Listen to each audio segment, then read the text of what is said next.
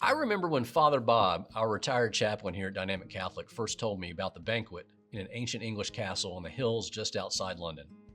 Hundreds of guests from all over the world gathered for this lavish affair. Movie stars, artists, politicians, princes, princesses, designers, models, industry giants, and entrepreneurs, and a handful of regular folk who had become friends with the host over the years.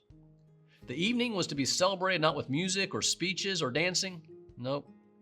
A world-renowned Shakespearean actor would be the centerpiece of the evening, that night's entertainment.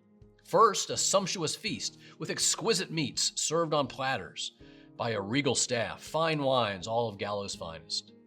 The castle radiant, adorned with the springtime of flowers, majestically lit with a heavenly host of candles. As the dinner wound down, but before dessert was served, the host stood and welcomed his guests. This evening, rather than music or dancing or speeches, I have invited England's most celebrated and revered Shakespearean actor to perform for us. The people warmly applauded. The actor stood. He made his way to the center of the banquet hall and began to speak. He spoke elegantly. He spoke powerfully. He spoke for 35 minutes. He held the audience in the palm of his hand, brilliantly reciting and performing passages from all across Shakespeare's work. Oh, I am but fortune's fool. To be or not to be? That is the question. Shall I compare thee to a summer's day? Thou art more beautiful and more temperate. And after each episode, the audience erupted in applause, the sound echoing through the castle and into the moonlit courtyards and out into the land beyond. If we shadows have offended, think but this, and all is mended, that you have but slumbered here while these visions did appear. And with that, the closing scene of Midsummer Night's Dream, the actor took a bow, his performance complete. The guests roared their approval. They called for an encore. The actor rose to his feet, eager to oblige their request. If anyone has a favorite Shakespearean passage, if I know it, I would be happy to recite it. Hands quickly popped up. One man asked for the balcony scene from Romeo and Juliet. A young woman asked for the 14th sonnet. One by one, the actor brought these scenes to life. Then, an elderly gentleman, a priest, toward the back of the hall, raised his hand. I realize it's not Shakespeare, but it would be so wonderful if... Might you recite the 23rd Psalm for us tonight? The actor paused. His eyes drifted for a moment as if he was remembering something far in his past, and then he smiled and said, Father, I'd be happy to recite the psalm on one condition. When I'm finished, that you too will recite the psalm for us here tonight. The priest was taken aback. He hesitated. He was a little embarrassed. He looked down and he fidgeted with his napkin. But he really wanted to hear the actor recite the psalm. So finally he agreed. Very well, sir. The crowd hushed in anticipation. The actor began. The Lord is my shepherd. I shall not want. When he finished, the audience rose in a standing ovation, clapping, cheering, again echoing into the courtyard and surrounding hills on this very midsummer evening. After a few minutes of adulation, they returned to their seats.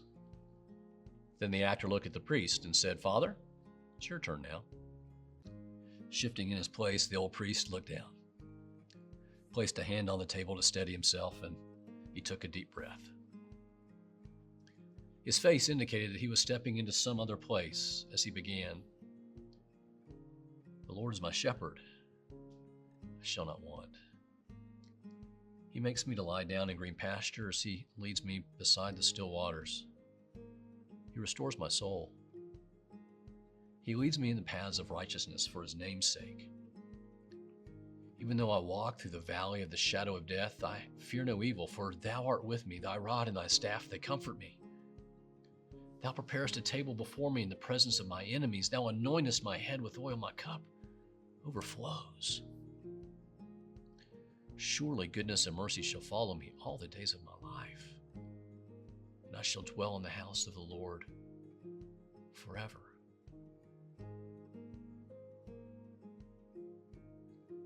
When the priest finished, not a sound could be heard in the hall.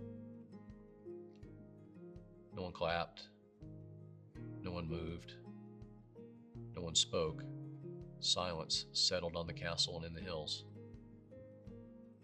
woman wiped a tear from her eyes. The man next to her sat staring open-mouthed. The host gazed quietly at the night, at the sky filled with the stars. And as the priest sat down, every eye fixed on him, the faces of the crowd awestruck.